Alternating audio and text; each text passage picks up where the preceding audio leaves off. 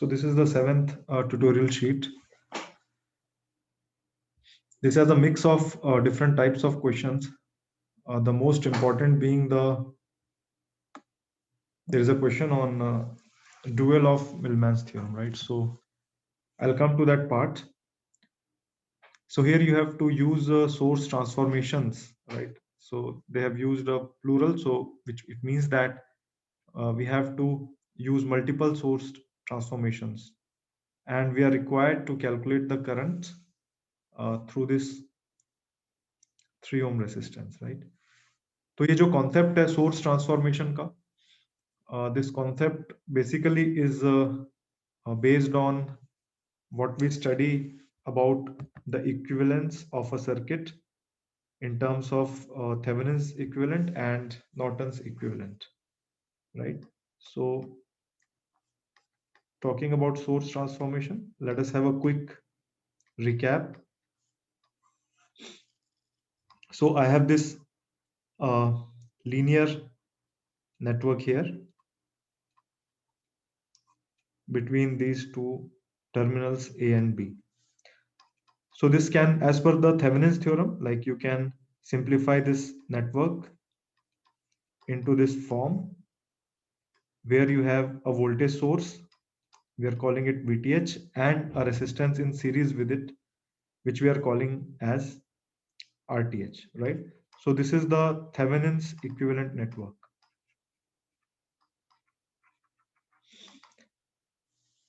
Norton's theorem says that this same complicated network can be converted into a form which has a current source in parallel with a resistance. So this current source, the value is IN, Norton's equivalent current, and this resistance, we call it RN, Norton's equivalent resistance. So this is the Norton's equivalent of the same linear network, right? तो क्योंकि ये दोनों equivalents जो है वो same linear network के हैं, so it means that आपस में भी ये दोनों equivalent हैं. तो यहाँ से हमें concept मिलता है source transformation का. तो ये हमारे पास ये जो वोल्टेज सोर्स है इन सीरीज विद रेसिस्टेंस, तो ये एक आइडियल वोल्टेज सोर्स है in series with an ideal resistance. तो this thing in itself it is known as a voltage source.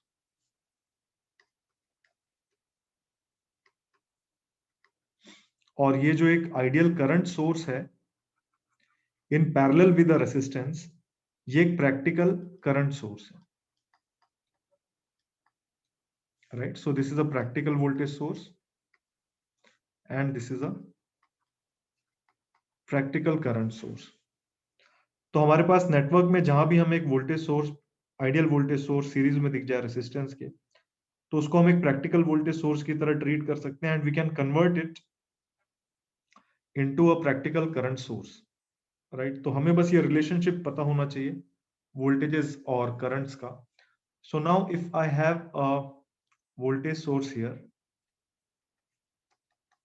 now this is a practical voltage source between terminals A and B. Let us say this voltage is V naught and this resistance is R naught. I can convert it into a practical current source between A and B, where we have a current source in parallel with this resistance.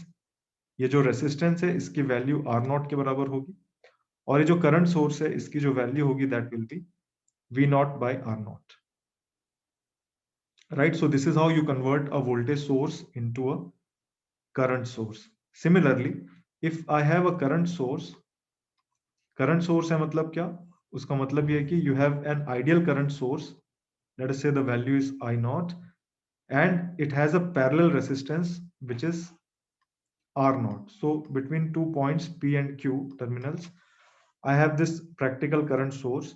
Then I can convert it into a practical voltage source by placing a voltage source, ideal voltage source, in series with a resistance such that जो resistance है उसकी value same रहेगी R naught के बराबर, और जो voltage है ideal voltage source का उसकी वैल्यू होगी I naught into R naught के बराबर, right? So this is how we perform source transformation.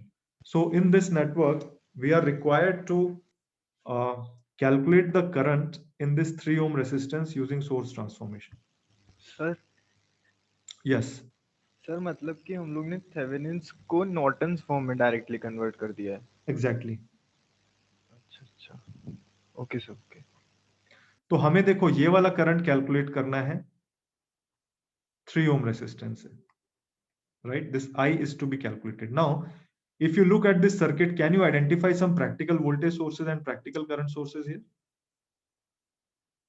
See this 10 volt in series with 3 ohm. This is a practical voltage source, right? And this 8 ohm in parallel with 2 ampere. This is a practical current source. है ना, ऐसे अभी हमने define किया इनको।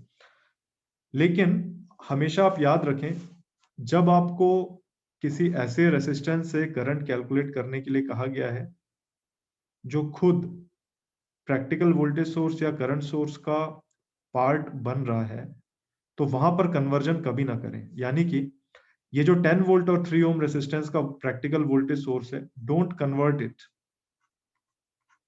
use the other part for conversion. Okay, so what I do here is I convert this practical current source into a voltage source, right? So let us identify these terminals. Let us call them A and B. So between A and B, I have this practical current source which looks like this. So this is 8 ohms and this is 2 ohms.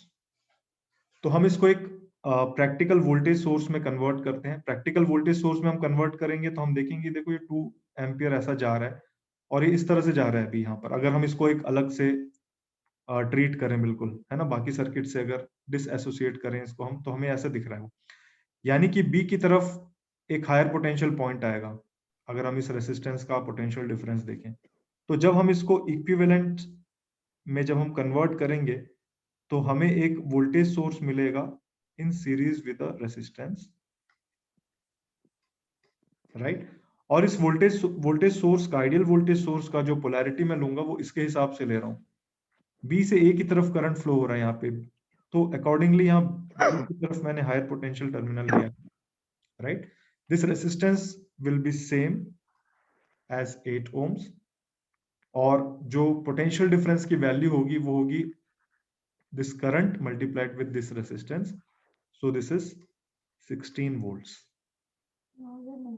right? So this is how we are going to convert it. तो मैं इसको मैं इसका equivalent, first equivalent I am making here. So this is the first step we are doing.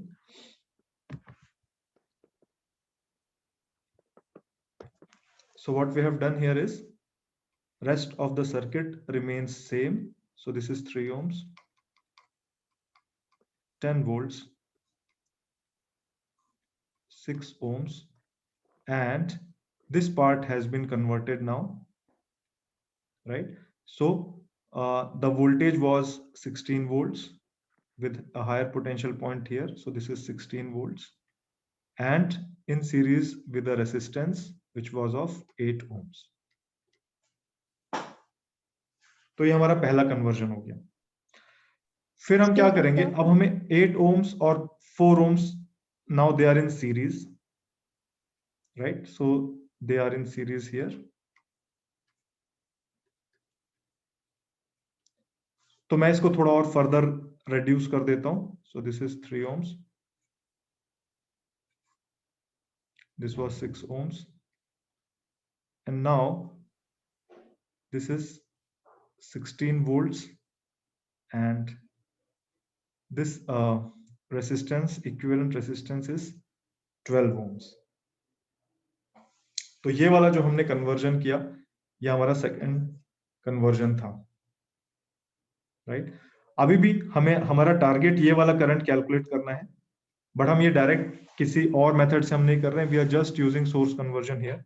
तो यहाँ पर देखो, ये जो एक 16 वोल्ट हमें सोर्स 12 ओम्स के साथ जो दिख रहा है, we can convert this voltage source into a current source.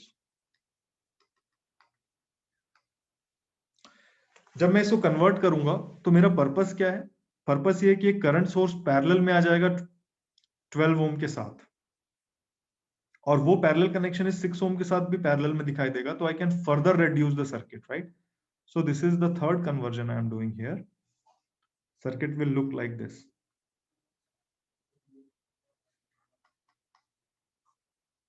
ये 6 ओम का रेसिस्टेंस है यहाँ पर, ये 3 ओम है जिसका हमें करंट कैलकुलेट करना है. This is 10 volts. अब ये देखो, ये जो टर्मिनल्स हैं, let us call them P and Q. So there is a voltage source, practical voltage source between P and Q, and I am converting that practical voltage source into a current source, which means that there will be a resistance in parallel with the current source, ideal current source, right? The value of the resistance will be 12 ohms. मुझे ये current के source की current की value पता है, that is 16 divided by 12. So that will be 4 by 3 amperes. और मुझे यहाँ पर एरो प्लेस करना है सही से. तो देखो यहाँ पर जब हम देख रहे हैं कि ये हायर पोटेंशियल टर्मिनल है, टेंडेंसी जो होगी वो इस तरफ पुश करने की होगी करंट को, राइट? इस तरफ पुश करने की टेंडेंसी है, यानी क्यू की तरफ करंट एंटर करना चाहिए. मैं इसको यहाँ मार्क कर देता हूँ पी आर क्यू. तो टेंडेंसी यहाँ पर क्यू की तरफ एंटर करने की है करंट को, तो ये एरो डाउनवर्ड्स होना चाहिए, right? So again I have converted this practical voltage source into a practical current source. ऐसा करने से मुझे क्या फायदा हुआ? ऐसा करने से मुझे ये फायदा हो रहा है कि ये जो दो रेसिस्टेंसेस हैं 6 ohms और 12 ohms, ये मुझे पैरेलल में दिख रहे हैं, और पैरेलल में दिख रहे हैं तो इनका जो इक्विवेलेंट होगा resistance, that will be 6 into 12 by 6 plus 12 in ohms. So this will be 12 by 3, that is 4 ohms. यानी कि मैं फर्दर अगर इस सर्किट को रिड्यूस करूं, ये हमारा फोर्थ रिडक्शन है. So this circuit will look like this. This is 10 volts, this is 3 ohms. This resistance is now 4 ohms, and there is a current source of value 4 by 3 amperes. हमारा interest ये वाला current calculate करने का है, तो इसका मतलब हमें अब एक और बार रिडक्शन करना है. Again we are seeing a parallel practical current source here which can be converted into a voltage source. voltage source में कन्वर्ट करने का फायदा हमें ये मिलेगा कि जो 4 ओम का रेसिस्टेंस है वो सीरीज में दिखाई देगा 3 ओम का रेसिस्टेंस से. Network will reduce further, right? तो मैंने ये दो जो नोड्स हैं, I am calling them x and y. x और y के बीच में देखो, you are seeing a practical current source there. So this is the fifth transformation that we are doing. So I have a 3 ohm resistance here. This is the original voltage source of 10 volts. And now when you between x and y, you had a current source, practical current source, which is now converted to a voltage source, right? The value of this series resistance is 4 ohms, and the value of the voltage will be 4 by 3 multiplied with 4, that is 16 by 3 volts. Polarity हमें देखो कैसे decide करनी है. Current की tendency है कि अगर हम इसको आइसोलेट कर दें सर्किट से, तो 4 ohms में वो y से x की तरफ जा रहे हैं. So this should be at higher potential and this should be at lower potential. Right now the circuit is sufficiently reduced and this current can be easily calculated. ये दोनों हमें सीरीज में दिख रहे हैं, सेम करंट दोनों में flow हो रहा है, right? So this is the final equivalent circuit of the original circuit, and this current can be calculated as, you see the both the voltages are supporting one another. हम यहाँ पर KVL लगाकर भी इसको देख सकते हैं. So this will be 10 plus 16 by 3 volts and the resistance is 7 ohms, right? So this is current, so it will be in amperes. So this comes out to be, if we calculate, this is 30 plus 16, yani 46 by 21 amperes.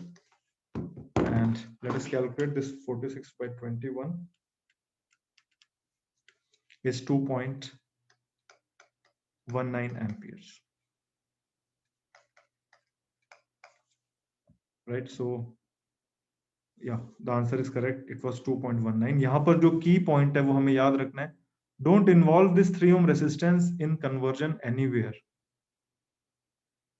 उसमें जो current आएगा वो गलत current आएगा। आप लोग एक बार ये खुद से कैलकुलेशन करके देखना, इसको आप एक करंट सोर्स में कन्वर्ट कर देना और फिर इस 3 ओम रेजिस्टेंस का ट्रैक रखना, right? Don't involve it in source conversion, बाकियों को आप यूज करिए। Excuse me sir. हाँ जी सर, फर्स्ट वाला जो कन्वर्जन था वो एक बार फिर से एक्सप्लेन कर दीजिए।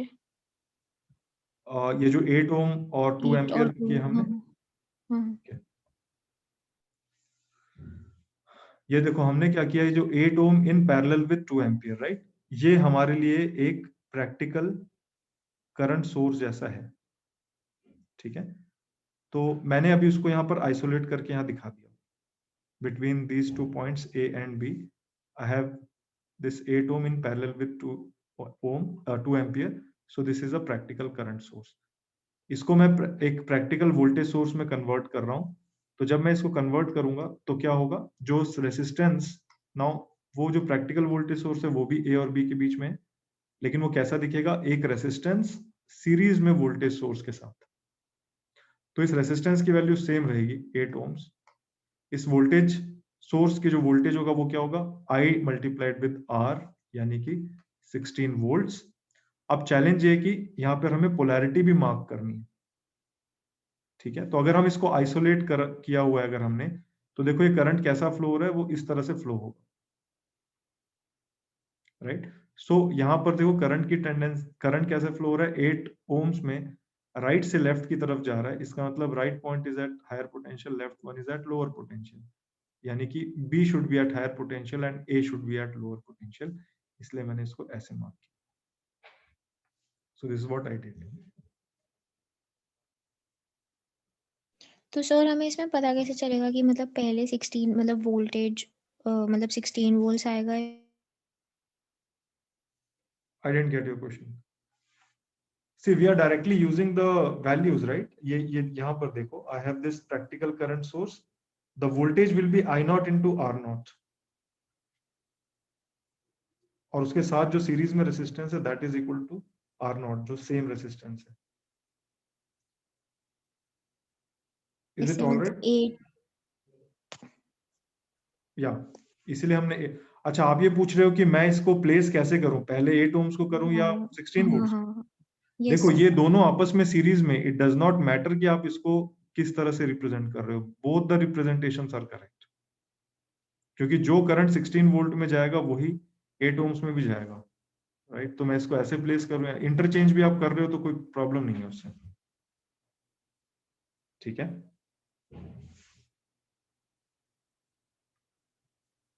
और कोई डाउट किसी को इसमें?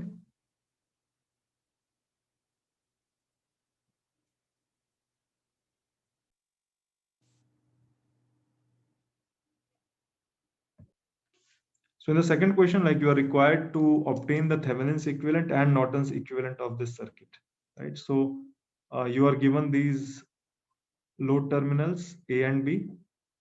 So Thevenin's equivalent will have a voltage source in series with the resistance. So this is VTH and this is RTH between these load terminals. And the Norton's equivalent will have a current source in parallel with this resistance. So this is IN and this is RN, right? तो यहाँ पर हमें पता है दो methods, हमें general methods हमें मालूम है टू कैलकुलेट these values. तो I will use open circuit voltage and short circuit current to obtain the values of Thevenin's equivalent values and Norton's equivalent values, right? तो सबसे पहले I am calculating the open circuit voltage here. Load terminals already open है, तो I am assuming कि A is at higher potential and B is at lower potential. ये एक current है which is already given. This is Ix. ये वाला current क्योंकि यह current source है ये, so this current is known. This is 2.5 milliamperes. और ये जो open circuit voltage है इसको हम assume कर रहे हैं VOC. So now we are required to calculate this open circuit voltage. ठीक है, तो यहाँ पर हम बहुत इजीली इसको सॉल्व कर सकते हैं, और हमारे डिस्कशन को हम कैरी फॉरवर्ड करते हुए हम क्या करते हैं, ये एक प्रैक्टिकल करंट सोर्स हमें दिख रहा है यहाँ पर, right. So let us convert this practical current source into a practical voltage source, right. तो यहाँ पर इसको मैं कन्वर्ट कर लेता हूँ. The current is of 2.5 milliamperes and resistance is 6 kilo ohms. तो ये जो इक्विवेलेंट सर्किट मुझे दिखाई देगा वो मुझे इस तरह का दिखेगा. There will be a resistance जो इक्विवेलेंट जो इसके बराबर रहेगा 6 किलो ohms के. वोल्टेज जो होगा वो 2.5 multiplied with 6, right. So this will be 1.5 volts. So this is 2.5 multiplied with 6. Yeah, this is 15. Sorry, this is 15 volts. और पोलैरिटी हम कैसे देखेंगे, अगर आप इसको आइसोलेट कर देते तो आपको ये ऊपर वाला पॉइंट हायर पोटेंशियल पे दिखता, राइट, और नीचे वाला पॉइंट लोअर पोटेंशियल पे. तो मैं प्लस और माइनस इस तरह से मार्क करूंगा, राइट. बाकी का जो सर्किट है वो एज इट इज रहेगा. सो this is plus, this is minus. तो ये करंट डिपेंडेंट वोल्टेज सोर्स है. And here now we are required to calculate this potential difference VOC. So this is 4K. I'm sorry, this is 1 kilo ohms and this is 3 kilo ohms, and this current is Ix. So here we have only one loop in which current is flowing, right? No current can go through this 1 kilo ohm resistance. तो ये जो Ix current है वो इसी loop में actually flow हो रहा है. Let us assume that this Ix current is in milli amperes. तो let us write a loop equation here. So the equation will be -15 plus 6 kilo ohms. ये मैंने करंट को मिली एम्पियर्स में assume किया, तो I am not writing kilo also क्योंकि वो multiply होंगे तो कैंसिल आउट हो जाएंगे. सो this is 6 Ix plus 2Ix plus 4 kilo ohms into Ix in milliamperes. So this will be 4Ix, and this is 3Ix, and this equals 0. So this is 8, 12, 15 Ix is equal to 15. So this Ix की जो value हमें मिल रही है वो 1 मिल रही है, लेकिन मैंने अज्यूम किया था कि ये मिली एम्पियर्स में, right. So this is 1 milli amperes.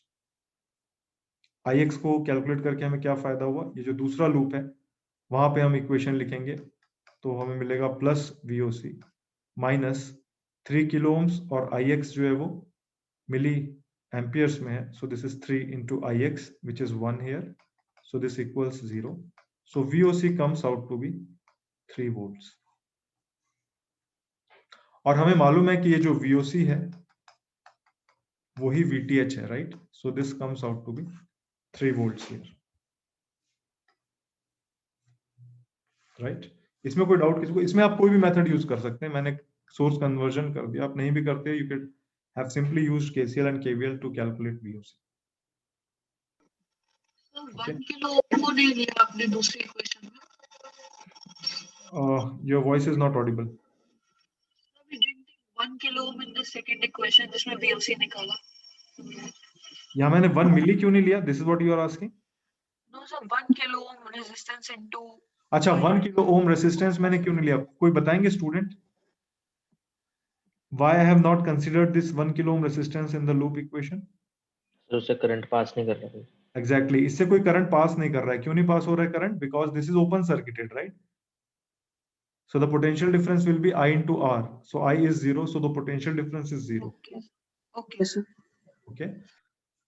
So now we know VOC. Let us calculate ISC.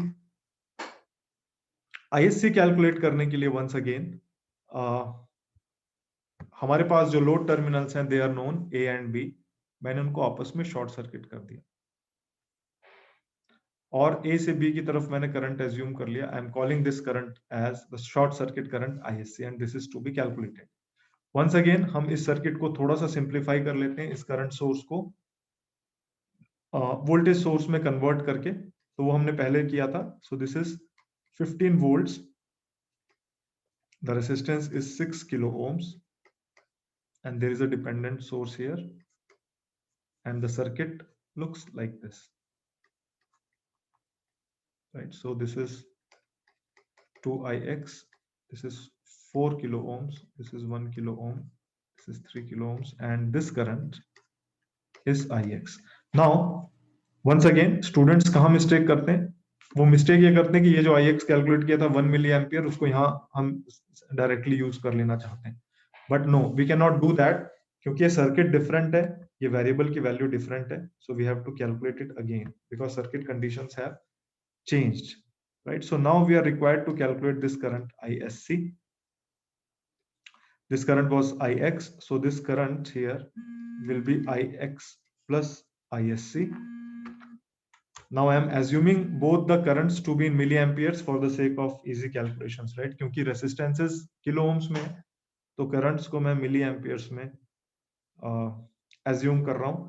तो फर्स्ट जो लूप है लेफ्ट साइड में, उसमें जो इक्वेशन मुझे मिलेगी चेक करना, -15 + 6 × Ix + ISC + 2Ix and +4 × Ix + ISC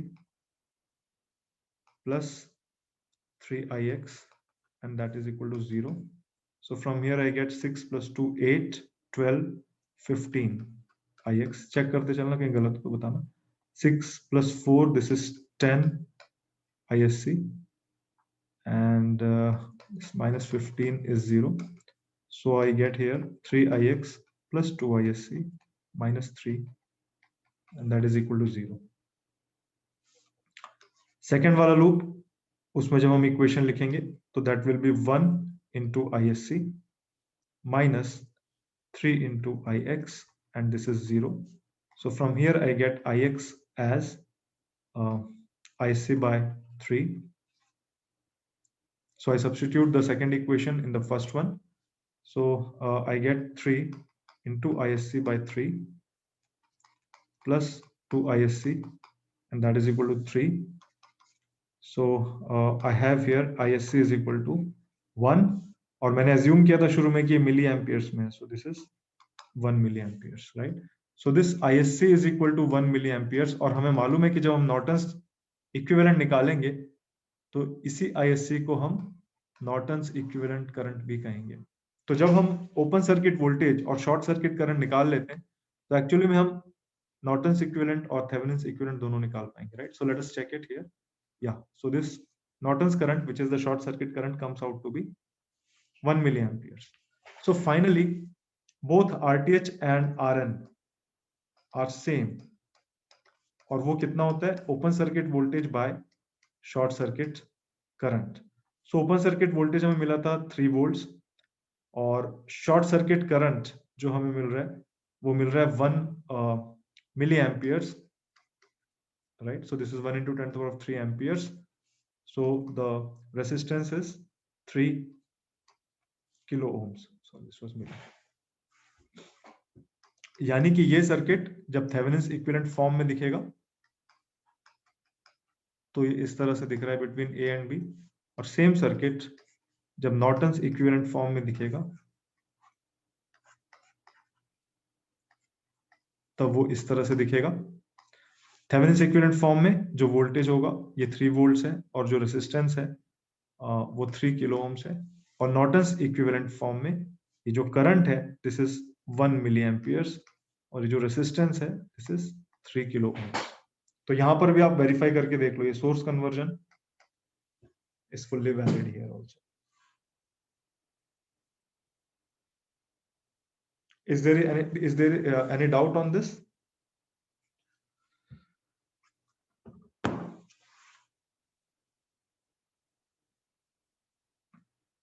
Okay. Should I solve this also or you'll be able to do it?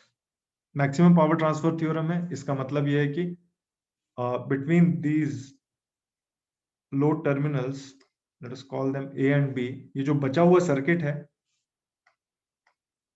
उसको हमें थेवेनिन्स इक्विवेलेंट फॉर्म में कन्वर्ट कर देना है, यानी कि इस तरह की फॉर्म में you have RTH and VTH here. तो मैक्सिमम पावर ट्रांसफर कब होगा? So for maximum power transfer RTH and RL should be same, right? So that is the condition for maximum power transfer to RL. यानी कि हमें कुल मिला के ये जो A और B के बीच का जो सर्किट है, ये वाला सर्किट, इसका हमें थेवेनिन्स इक्विवेलेंट फाइंड आउट करना है। सर हाँ जी, सर इसके अंदर आप A पॉइंट को अगर पॉजिटिव और B को नेगेटिव टर्मिनल पे लोगे तो फिर फर्स्ट मेथड लगा के हमारा RTH तो 10.3 आ रहा है, बट जो VTH है वो नेगेटिव में आ रहा है, तो उसको हम पॉजिटिव में मान ले या फिर जो आपने उस दिन कुछ कहा था वैसा करना पड़ेगा कुछ? सी मैंने आपसे ये कहा है कि आपके पास अगर ये कॉम्प्लिकेटेड नेटवर्क है, linear network, these are the points A and B। अब जब आप यहाँ पर फर्स्ट मेथड यूज कर रहे हो, यानी कि you are adding a current source here, right? जब आप Yes, ये sir. ऐसे, हाँ जी, you are talking about this method. Yes sir, इसी में। तो जब आप देखो इसमें करंट सोर्स आपने ऐड किया, तो जो ये करंट सोर्स का फ्लो का डायरेक्शन है जहां पर आपने एरो हेड लगा रखा है, that should be taken as higher potential point, और जो टेल है that should be taken as lower potential point, and this voltage should be considered as V0 and this current as I0। तो इस polarity और इस direction के साथ जो रिलेशनशिप आएगा वो ये वाला रिलेशनशिप आएगा। और इसका लॉजिक मैंने आपको बताया था, लॉजिक ये था कि ये जो कॉम्प्लिकेटेड नेटवर्क है, जब हम उसको थेवेनिन्स इक्विवेलेंट फॉर्म में जब रिप्रेजेंट करते हैं तो वो ऐसा हो जाता है, राइट? अब जो काम आपने कॉम्प्लिकेटेड नेटवर्क के साथ किया वो इक्वली वैलिड है थेवेनिन्स के भी साथ, right? Because they are equivalent to each other. तो यानी यहां पर भी अगर मैं करंट सोर्स लगा दूं और मैं higher potential lower potential exactly इसी तरह से लूं, इस करंट को अगर मैं I0 बना लूं, तो यहां पर देखो क्या रिलेशनशिप मिल रहा है। This current is flowing like this, right? This value is I0, and now you write a loop equation start from this cross.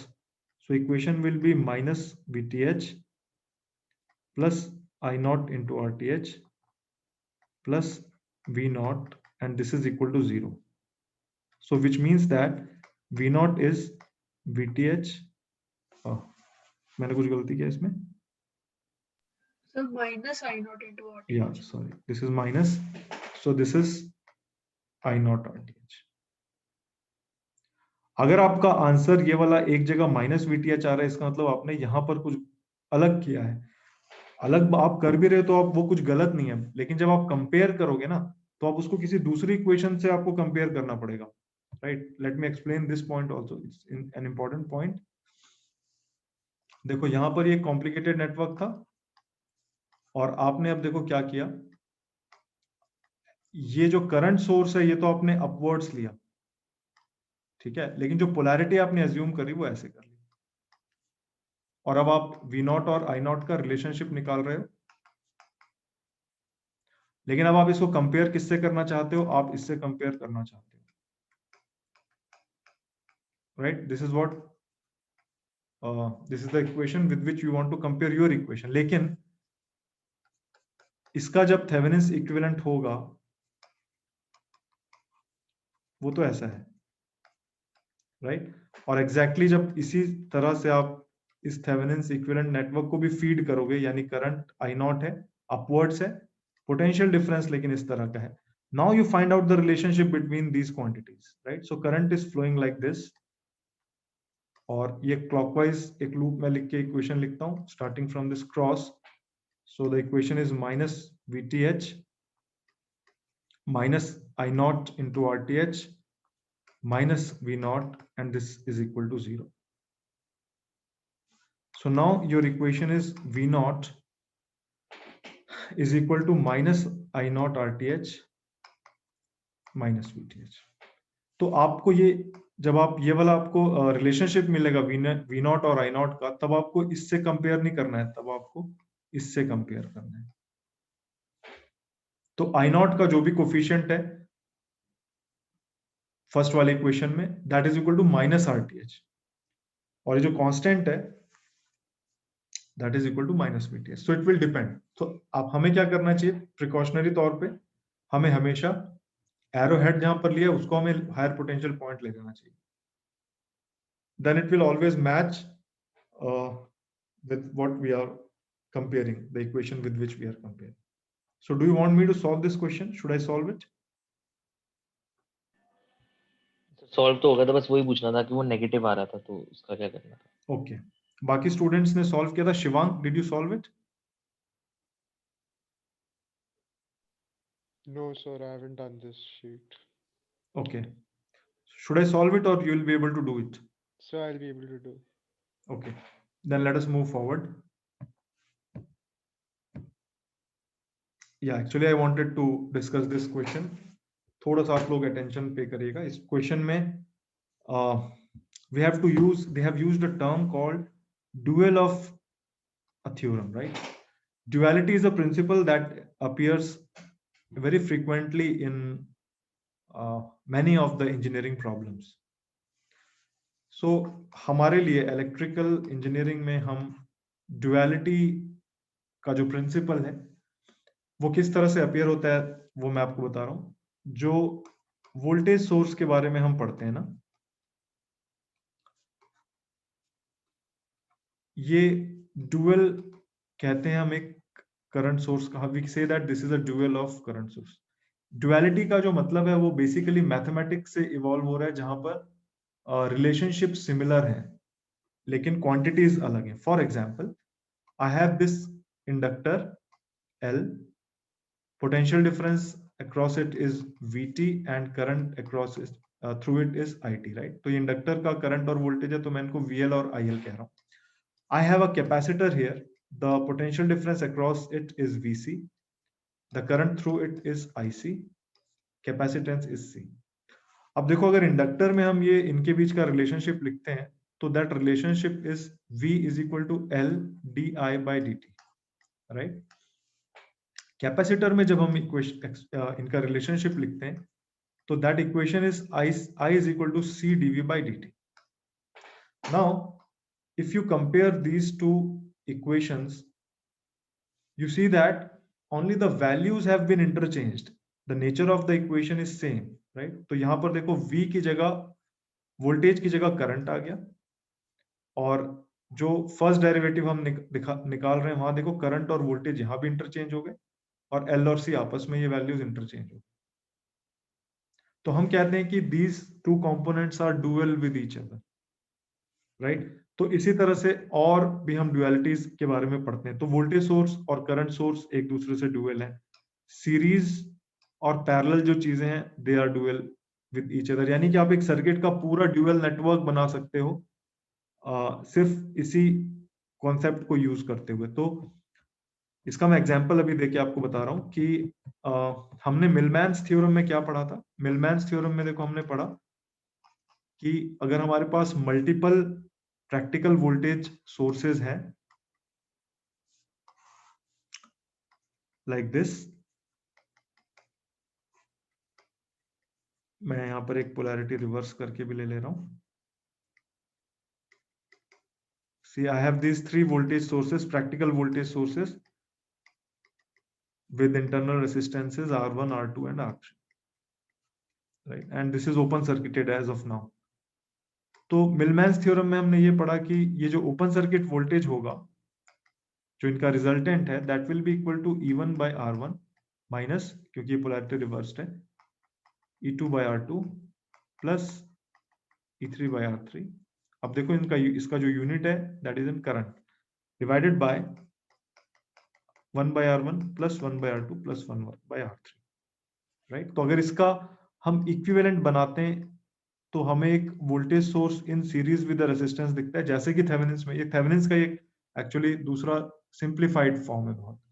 तो ये जो वोल्टेज है वो हमें पता चल गया, E1 by R1 minus E2 by R2 plus E3 by R3 divided by 1 by R1 plus 1 by R2 plus 1 by R3, and this resistance, if I'm calling it RTH, that is, it has a relationship like this: 1 by RTH is 1 by R1 plus 1 by R2 plus 1 by R3. ये हमने मिलमैन्स theorem में पढ़ा था। अब हमसे कहा जा रहा है कि इसका ड्युअलिटी वाला फॉर्म यूज करें। तो ड्युअलिटी वाला फॉर्म का मतलब क्या है? जहां जहां वोल्टेज सोर्स है उसकी जगह करंट सोर्स होगा, जहां जहां रेसिस्टेंस सीरीज में दिखाई गई है वो रेसिस्टेंस पैरेलल में होगी, राइट। यानी कि ये जो प्रैक्टिकल सोर्स हमने शो किया था, ideal voltage source in series with resistance, यानी कि ये वाला और ये वाला, ठीक है। तो ये जो तीन सर्कल्स मैंने बनाए हैं, they are three practical voltage sources and they are connected in parallel. तो हम क्या करेंगे, जहां जहां सीरीज है उन सब चीज को पैरेलल में, जहां जहां करंट सोर्स है उनको हम वोल्टेज सोर्स में, सॉरी वोल्टेज सोर्स को हम करंट सोर्स में कर देते हैं। यानी कि मिलमैन्स थ्योरम का जब आप ड्यूअल बनाओगे ना, तो वो कैसा दिखाई देगा? वो इस तरह का दिखाई देगा। देखो,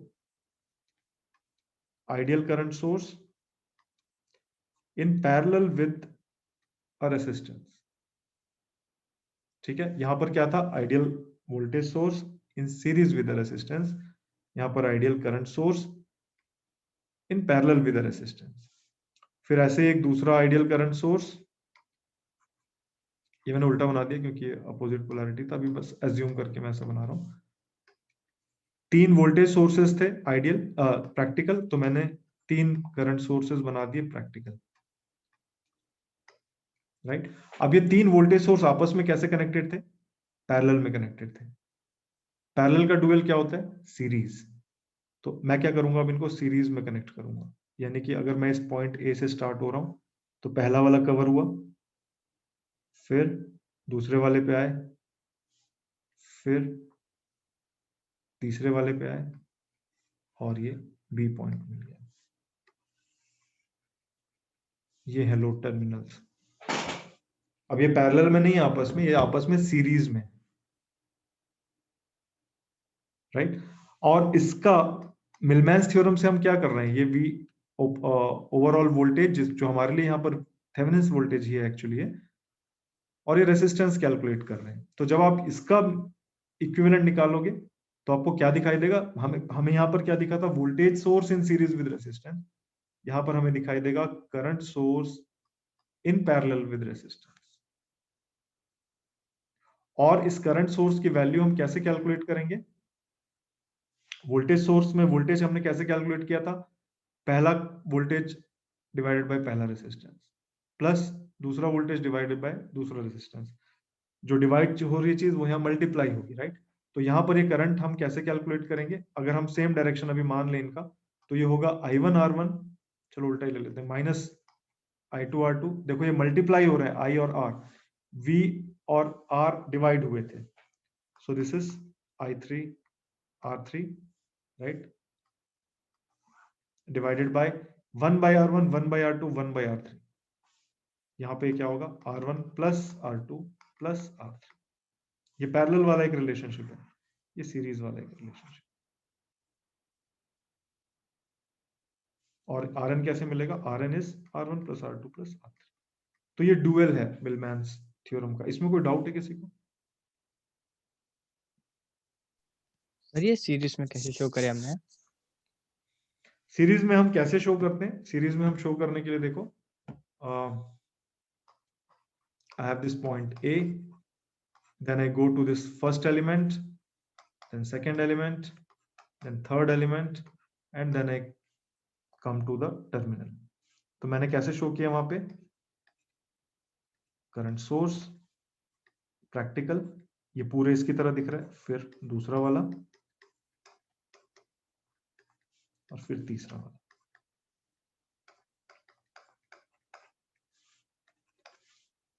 इस तरह से किया है। तो आप अपने इस क्वेश्चन को देखिए। सी इस क्वेश्चन में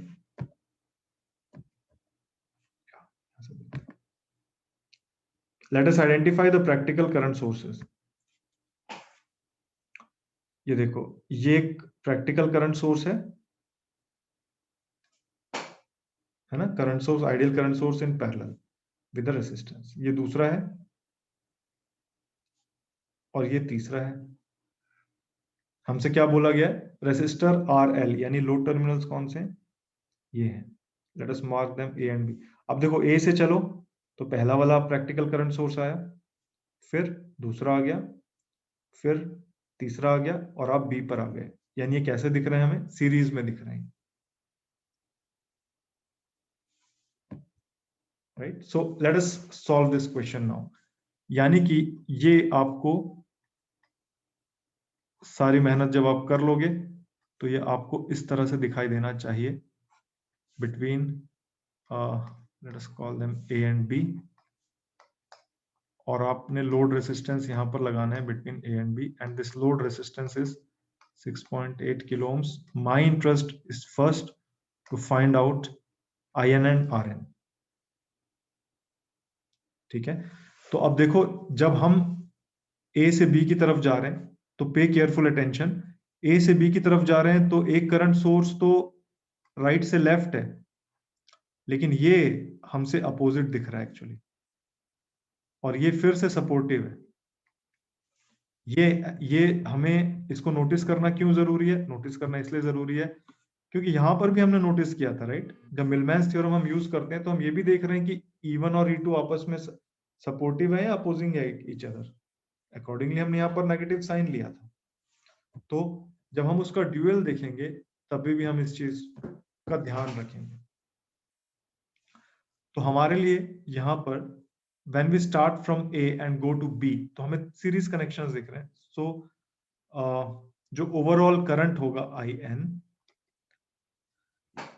that should be written as current I2 यानी 8 मिली एम्पियर्स multiplied with resistance यानी 4.7, ये किलो ओम्स है। There is a small mistake in this question. So milli or kilo, they get cancelled. So this is 8 into 4.7, right?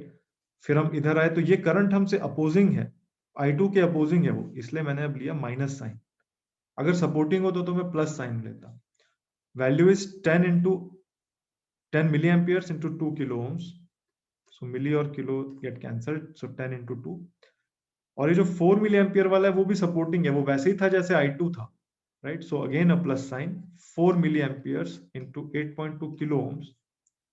So milli or kilo get cancelled. So this 4 into 8.2 divided by sum of the resistances, yani R1 2 kilo ohms, R2 4.7 kilo ohms, and R3 8.2 kilo ohms. So kilo में so this is 10 to the power of 3. तो जो equivalent current हमें मिल रहा है यहाँ पर, let me calculate it for you. So this is 37.6 minus 20, and this is 8.2 multiplied with 4. So this is 32.8, और जो डिनोमिनेटर है that is 8.2 plus 4.7 plus 2, so this is 14.9 into 10 to the power of 3. यही equivalent resistance है, right? So RN here is 14.9 kilo ohms, और IN हम यहाँ पर calculate कर रहे हैं। So this current comes out to be 37.6 minus 20 plus 32.8, and this is divided by 14.9, and it comes out to be 3.382 milliamperes. So this IN here is 3.382 milliamperes. लेकिन हमसे क्या पूछा गया है? हमसे ये वाला करंट पूछा गया, right? So this current can be easily calculated now by applying the current division rule. या आप KCL KVL से भी कर सकते हो। तो IL will come out to be equal to RN by RN plus RL multiplied with IN. So this is 14.9 kilo ohms, and RN plus RL, this is 6.8 plus 14.9 kilo ohms, and this IN is 3.382 milliamperes. So this IL will also again come out to be in milliamperes.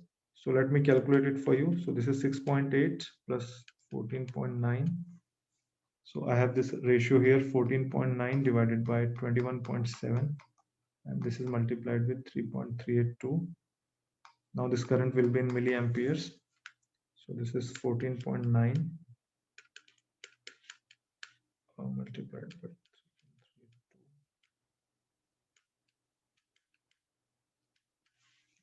So this current comes out to be 2.322 milliamperes.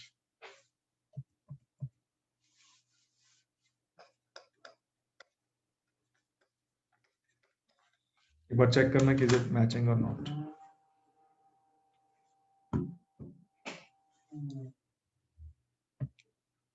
इसमें कोई doubt किसी को please ask if you have a doubt.